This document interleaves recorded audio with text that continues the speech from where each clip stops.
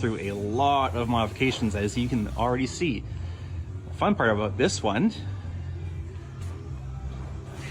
it is a TDI. This one is a diesel swap from a Volkswagen. Let's take a look at all that we've done. On this one, I've had to fabricate a dual steering stabilizer on the front end. This bracket was actually meant for a Jeep JK, which had to be adapted to fit onto the CJ. We now have dual stabilizers, which will definitely help for 37-inch tires. The front track bar here, originally, mount point up there, was attached down there. So you can imagine the angles on that between the track bar and drag link. They would have not been happy. We've had a lot of bumps here with that. We've got them pretty much perfectly aligned there.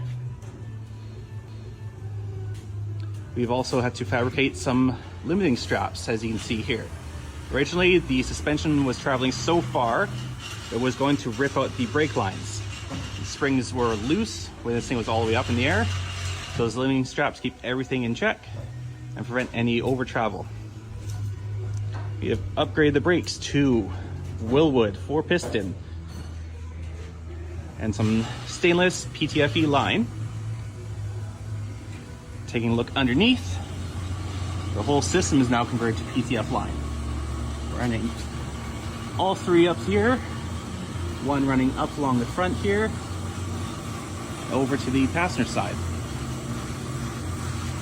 Taking a look further back here, you can see the exhaust.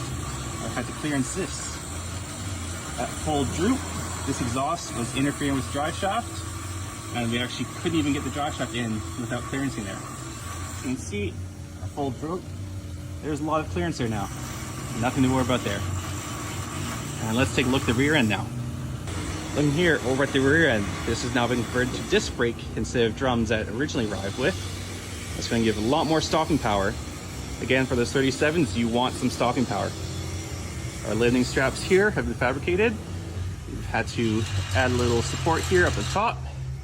Lots of strength here now. Looking over here, you can see our nice brake line set up. And that is going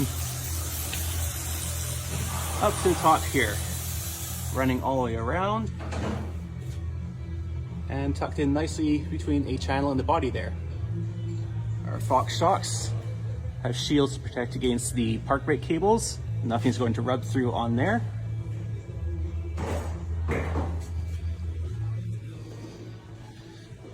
This is ready to hit the trails now.